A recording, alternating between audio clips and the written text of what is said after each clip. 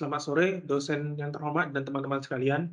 Pada kesempatan kali ini, kelompok kami akan mempresentasikan hasil kerja kami tentang kontrol dan audit sistem informasi.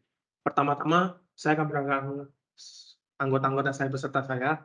Saya Sena Lorisandra sebagai ketua, dan ada Felix, Veronica Wijaya, dan Belen Lavender. Subtopik pertama akan langsung disampaikan oleh saudara Felix. Oke. Audit TI. Pengertian dari audit TI. Audit TI atau teknologi informasi adalah suatu proses evaluasi independen terhadap sistem informasi suatu organisasi, baik itu perangkat keras, perangkat lunak, infrastruktur jaringan, serta kebijakan dan prosedur yang digunakan dalam pengelolaan dan penggunaan informasi. Tujuan dari audit TI adalah untuk menilai efektivitas, efisiensi, keandalan, keamanan, dan kepatuhan dari sistem informasi yang digunakan oleh organisasi tersebut. Audit TI dilakukan oleh auditor independen yang memiliki pengetahuan dan keterampilan dalam bidang teknologi informasi, dan dilakukan dengan menggunakan berbagai metode, teknik, dan alat untuk mengevaluasi sistem informasi secara menyeluruh. Hasil dari audit TI akan berisi rekomendasi perbaikan dan tindakan yang dapat diambil oleh organisasi untuk meningkatkan kinerja dan keamanan sistem informasi mereka, serta memastikan kepatuhan terhadap standar dan regulasi yang berlaku. Lanjut, proses audit TI. Proses audit TI meliputi beberapa tahapan, yaitu yang pertama, perencanaan. Tahap ini mencakup penetapan tujuan dan lingkup audit, penentuan metode audit, pengumpulan informasi awal, serta penyusunan rencana audit. Yang kedua, pengumpulan bukti. Tahap ini meliputi pengumpulan data dan informasi terkait sistem informasi yang sedang diaudit. Hal ini dilakukan dengan mengumpulkan dokumen, melakukan wawancara, dan melakukan observasi langsung terhadap sistem informasi yang sedang diaudit. Yang ketiga, evaluasi bukti.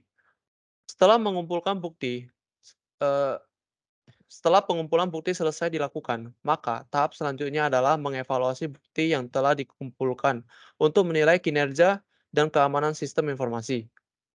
Yang keempat, pelaporan hasil audit.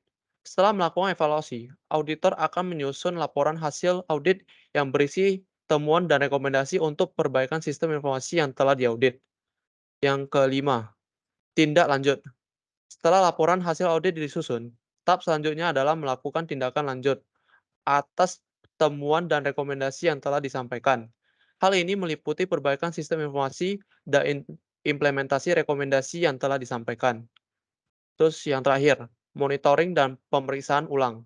Tahap terakhir adalah melakukan monitoring dan pemeriksaan ulang untuk memastikan bahwa perbaikan dan implementasi rekomendasi sudah dilakukan dan sistem informasi telah sesuai dengan standar keamanan dan kinerja yang diharapkan. Sekian dari saya, Felix. Next akan dilanjutkan oleh teman saya, Veronica.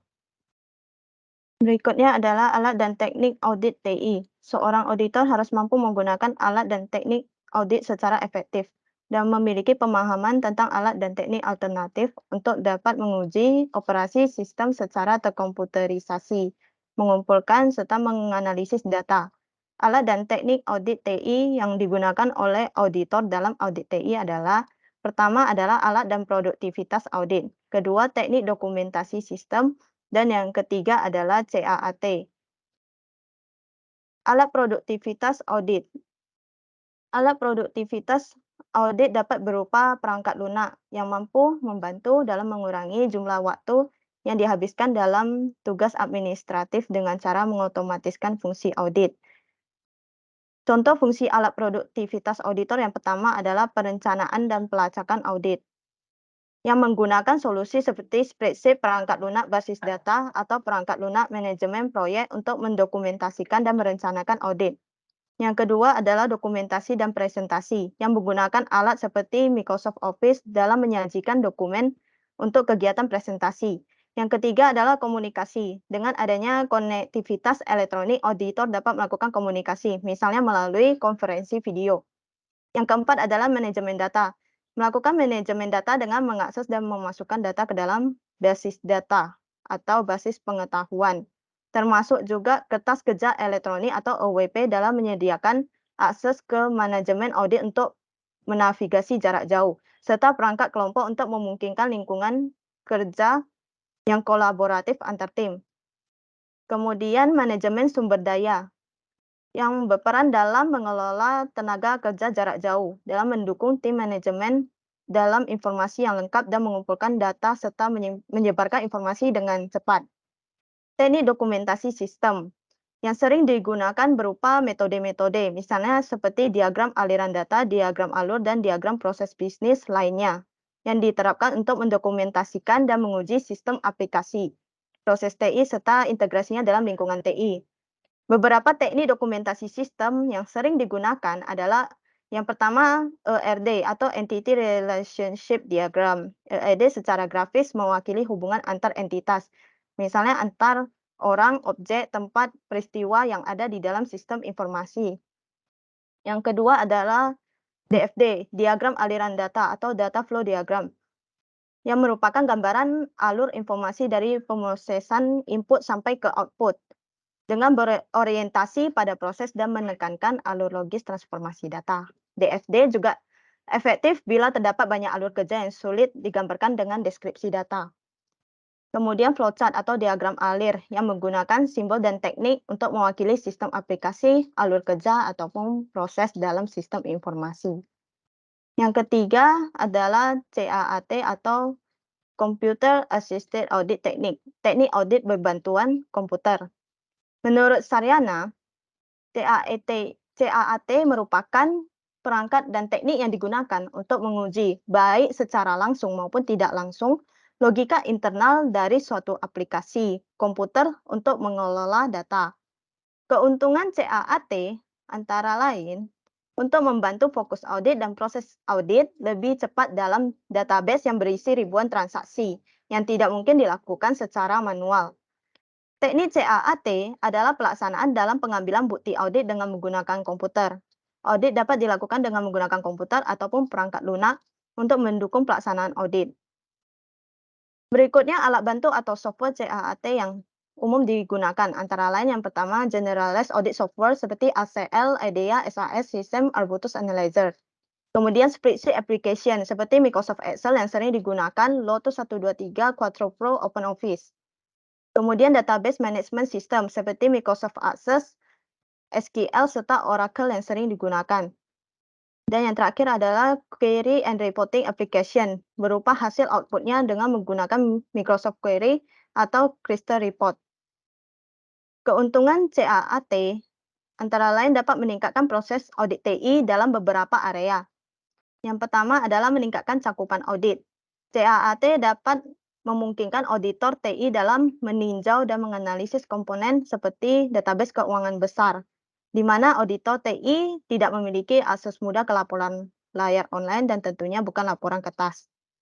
Kemudian fokus pada area beresiko. CAAT memungkinkan auditor TI untuk meninjau dan menyelidiki area yang belum menerima pengawasan audit TI tingkat tinggi.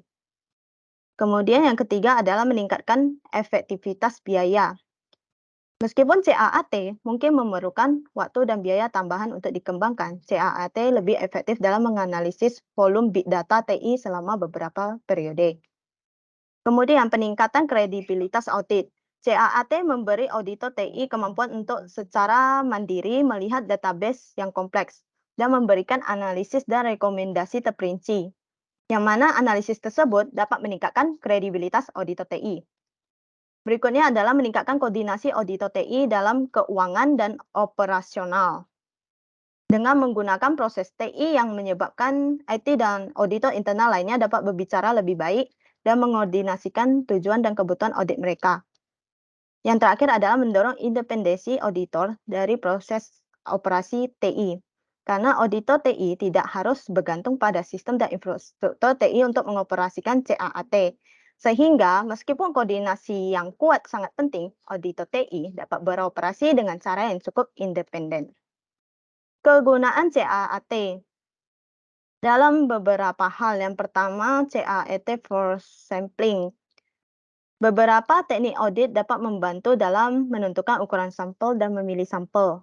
Misalnya, teknik sampel yang sering digunakan itu ada dua, sampling pertimbangan yang dipilih berdasarkan pengetahuan dan pengalaman auditor serta sampling statistik yang dipilih secara acak dan dievaluasi melalui penerapan teori probabilitas. Kemudian CAAT for Application Reviews. Ada berbagai CAAT yang berguna dalam mengaudit aplikasi dan integritas data. Misalnya perangkat lunak audit umum untuk menganalisis logika spreadsheet. Contoh perangkat lunak audit umum itu seperti ACL atau Audit Common Language yang dapat membantu auditor dalam menangani dan memproses jumlah data yang sangat banyak dan membaca sebagian besar format data seperti basis data, file teks, file Excel untuk dilakukan pemilihan, analisis, dan menciptakan pelaporan data. Kemudian CAAT for Auditing Application Control. Auditor memeriksa pengendalian input, pemrosesan, dan output yang spesifik saat akan melakukan pengauditan pengendalian aplikasi dalam aplikasi tersebut. Auditor harus memastikan kontrol spreadsheet serta kontrol database diterapkan secara efektif untuk mendapatkan hasil yang akurat. Kontrol spreadsheet itu sendiri berupa auditor menggunakan CAAT untuk menilai lembaga kerja yang disiapkan oleh klien dan pada akhirnya membentuk opini. Serta kontrol database itu yang berarti database harus dilindungi dengan kontrol untuk mencegah perubahan data yang tidak sah, hak akses untuk pihak tertentu dan memastikan keakuran data. Yang terakhir adalah CAAT for Operational Reviews. Fokus tinjauan operasional berada pada evaluasi efektivitas, efisiensi, dan pencapaian tujuan terkait dengan operasi manajemen sistem informasi. Aktivitas khusus dalam tinjauan operasional dalam audit TI dan audit laporan keuangan meliputi meninjau kebijakan dan dokumentasi operasi, mengonfirmasi prosedur dengan manajemen dan personil operasi, mengamati fungsi dan aktivitas operasi, memeriksa rencana dan laporan keuangan dan operasi, serta menguji keakuratan informasi operasi dan menguji pengendalian operasional. Selanjutnya akan dilanjutkan oleh teman saya, Belen. Framework dan tata kelola strategi.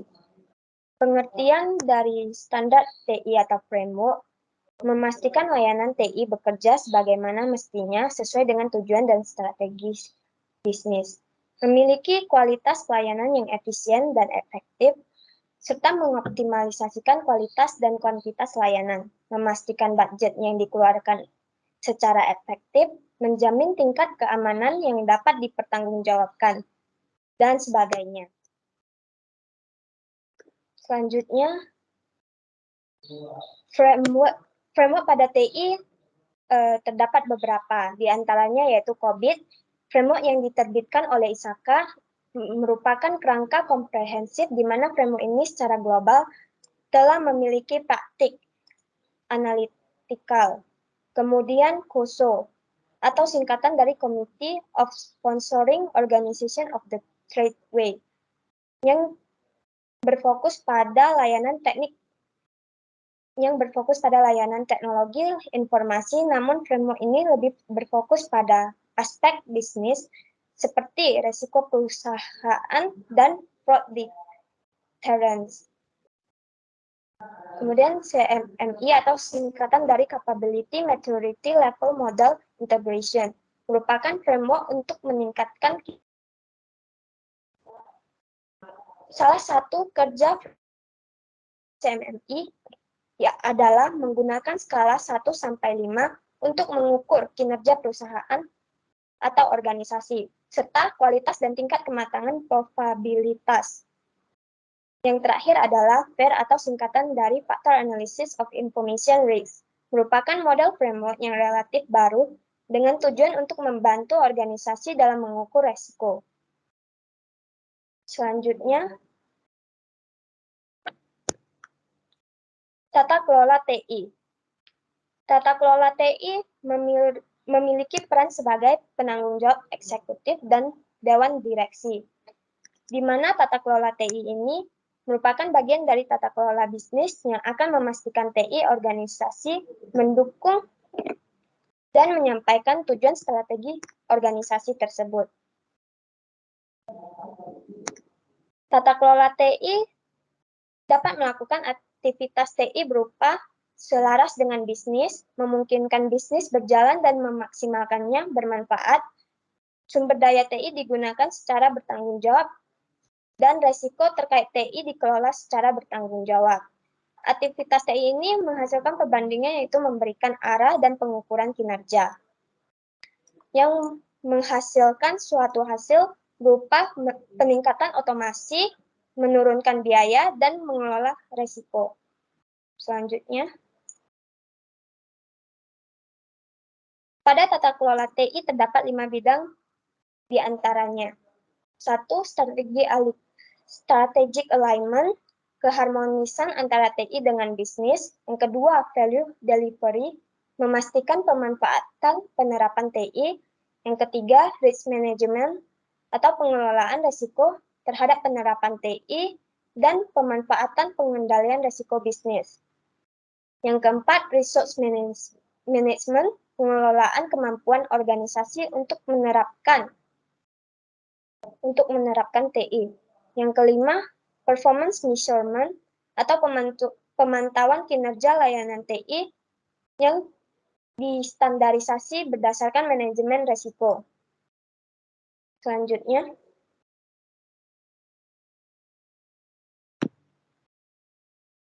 pada tata kelola TI terdapat beberapa area tata kelola, yaitu IT leadership, yang terdiri dari komite TI dan CIO, posisi TI di struktur organisasi. Kemudian struktur internal organisasi TI, proses tata kelola TI yang konsisten, serta adanya sumber daya manusia TI yang memadai. Selanjutnya, strategi tata kelola TI. Dalam strategi tata kelola TI, terjadinya penggerak nilai stakeholder yang menggerakkan stakeholder untuk menghasilkan suatu strategi, yang dimana strategi ini didapat dari hasil berupa dampak, kinerja, risiko, dan aset, yang kemudian diarahkan ke dalam proses untuk memperbaiki dan menghasilkan suatu laporan kembali berupa hasil yang digunakan untuk mengukur atau digunakan untuk sumber daya, pengetahuan, kapabilitas, dan informasi. Selanjutnya akan dijelaskan oleh teman saya, Lori Chandra. Standar manajemen risiko. Yang pertama itu kita harus tahu dulu apa itu arti dari risiko ya. Risiko adalah ketidakpastian situasi yang kemudian memberikan keputusan dibuat berdasarkan pertimbangan. Artinya sebenarnya risiko ini bisa diartikan sebagai dua. Ada risiko yang positif dan ada juga negatif. Tapi kebanyakan itu adalah risiko yang menjadikan sesuatu itu menjadi negatif. Dan otomatis risiko itu bisa kita bagi juga sebagai 4. Ada risiko internal, eksternal, keuangan, dan operasional. Yang pertama internal. Internal yang pasti dari organisasi kita sendiri, dari dalam. Entah itu perusahaan atau organisasi. Yang kedua itu adalah eksternal.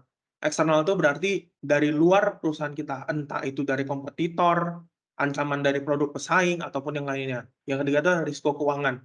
Semua organisasi pasti pernah namanya mengalami kerugian ataupun namanya keuntungan.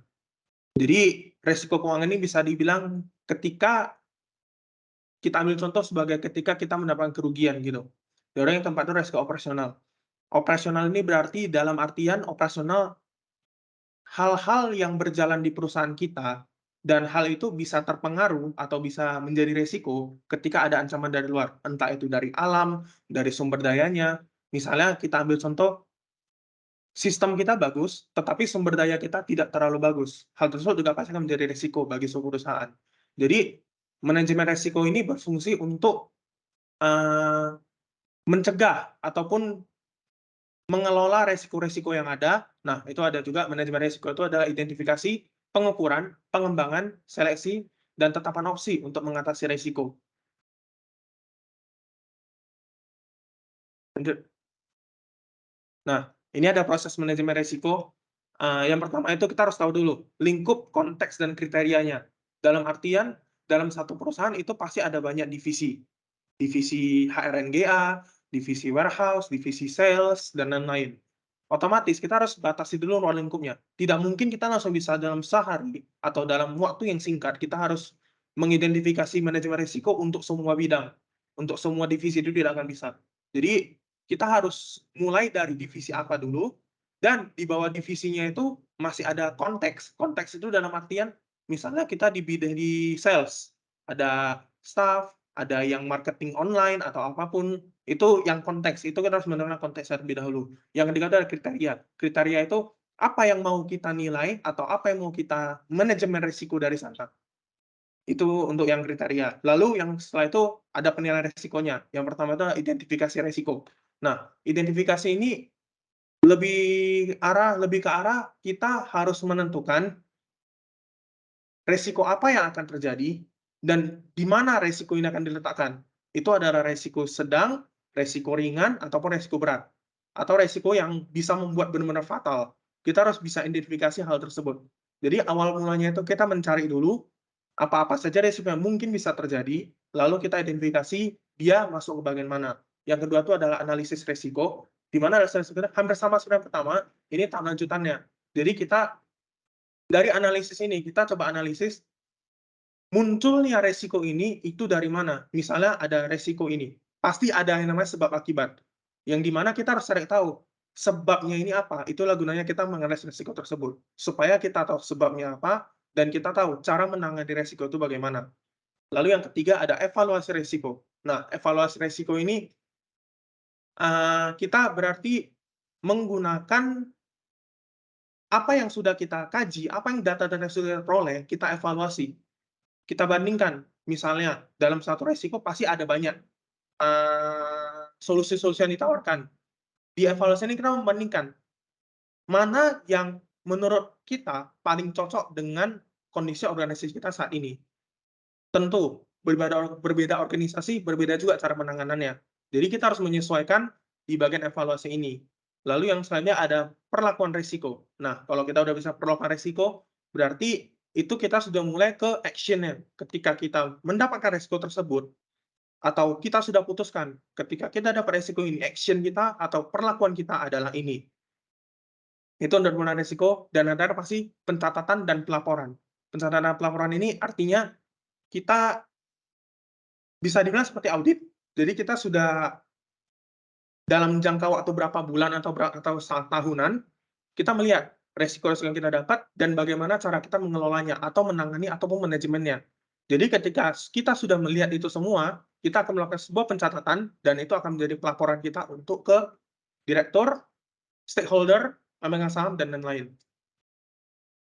Nah, ini ada solusi pengurangan resiko. Yang pertama itu adalah avoid. Avoid itu lebih ke menghindari. Jadi kita tahu hal ini itu akan menjadi risiko buat perusahaan kita ataupun organisasi kita ke depannya. Jadi kita lebih memilih untuk menghindari hal tersebut. Misalnya kita ambil contoh, kita tahu berinvestasi itu ataupun kita bermain sebuah saham itu akan bisa menimbulkan kerugian yang sangat besar. Jadi kita dari awal sudah mencapkan atau menanamkan kita jangan ikuti hal itu. Tetapi ingat, semakin banyak yang kita avoid, itu juga akan semakin minus buat kita. Karena perkembangan sekarang bisa dibilang nggak selamanya kalau kita bilang investasi pasti akan rugi. Dan bahkan ada juga yang untung besar dari sana. Jadi terlalu banyak effort juga tidak bagus. Yang kedua, transfer. Nah, transfer ini berarti kita, ya sesuai namanya lah transfer. Kita mengirim resiko yang ada di kita untuk ditanggung oleh orang lain. Jadi kita tetap merasakan risikonya, tetapi itu lebih ringan karena kita sudah mentransfer ataupun sudah melakukan perjanjian dengan perusahaan lain atau organisasi lain, supaya ketika kita terkena risiko, kita nggak semena-mena kita langsung, perusahaan kita langsung gagal, langsung bangkrut, dan lain-lain. Contohnya itu misalnya kita mengikuti asuransi. Ya, manusia aja sekarang sudah banyak pakai asuransi, apalagi kalau perusahaan kan, perusahaan ataupun organisasi. Ada, mereka pasti ada asuransinya yang dimana jika itu terjadi karena bencana alam, misalnya seperti kebakaran, gempa bumi yang menyebabkan seluruhnya hancur apa gimana, itu pasti ada yang namanya asuransi. Dan asuransi ini akan menanggung berapa persen dari kerugiannya, yang otomatis itu akan bisa membuat modal kembali untuk membangun lagi bisnis ini, dan bisnisnya jadi tidak mati. Selanjutnya ada reduce. Reduce itu mengurangi. Mengurangi, yang namanya aja mengurangi. Nama juga resiko. Resiko itu kita nggak bisa, benar-benar kita mau menghilangkan resiko itu tidak akan bisa. Jadi yang bisa kita lakukan itu hanyalah mengurangi. Selanjutnya, prevent. Prevent itu hampir sama seperti avoid, tapi prevent itu, kalau avoid tadi kan menghindari, prevent ini mencegah. Contohnya seperti kita setiap bulan itu selalu melakukan kontrol atau audit terhadap keuangan finansial kita. Jadi, ketika kita sudah mencegah hal itu, memang tetap bisa akan terjadi. Cumannya kita sudah mencegah lebih dulu. Entah kita per bulan sekali kita mengecek finansial keuangan kita, ataupun dan lain-lainnya. Supaya hal itu tidak terjadi kemudian hari. Dan jika pun terjadi, itu tidak akan sesulit ataupun serumit daripada kita tidak mencegah itu terlebih dahulu. Lanjut kita ke standar manajemen proyek. Manajemen proyek, kita pengertian dulu ya. Mengelola cakupan kegiatan dalam batas waktu tertentu dan dapat mencapai hasil yang diinginkan. Manajemen, balik lagi kita ngomongin manajemen. Manajemen berarti yang namanya mengelola. Kita mengelola sebuah proyek, yang dimana proyek itu sudah didesain sedemikian rupa, siapa pemegang sahamnya, siapa yang menjadi investor, siapa yang bertugas untuk mengawasi, siapa yang bertugas untuk melakukan, sudah didesain sedemikian rupa, sehingga itu menjadi satu namanya proyek, untuk kebutuhan tertentu. Nah, jadi dengan manajemen proyek ini, pastinya kita diharapkan bisa untuk menyelesaikan sesuatu proyek ini secara tepat waktu, dan juga dengan hasil yang memuaskan. Lalu ada 9 filosofi atau konsep manajemen proyek yang harus kita pegang. Yang pertama adalah proyek. Sesuai yang saya bilang tadi, proyek itu adalah suatu kesatuan dari sumber daya, dari pembagian tugasnya, dari tujuannya, yang dimana kita harus bisa menyelesaikan ini dalam satu waktu yang sudah ditentukan dan bisa dengan hasil yang memuaskan. Lanjut ada praeksis. Ini lanjutan dari proyek, tapi ini lebih ke inisiasinya atau pengerjaannya nanti. Jadi pengerjaannya harus bagaimana, harus dengan metode apa, ataupun dan lain-lainnya, yang seperti itu. Lanjut. Ada sumber daya. Nah, sumber daya ini berarti kita memilih sumber daya yang cocok untuk proyek ini. Masing-masing proyek pasti memiliki karakteristik sendiri. Jadi kita harus bisa mencari sumber daya yang cocok. Misalnya, satu orang ini dia lebih condong ke bagian ini. Jika kita tempatkan di bagian lain, pasti itu akan tidak nyambung atau tidak cocok dengan pekerjaannya. Makanya kita harus pandai-pandai untuk mengelompokkan sumber daya ini di tempat yang seharusnya.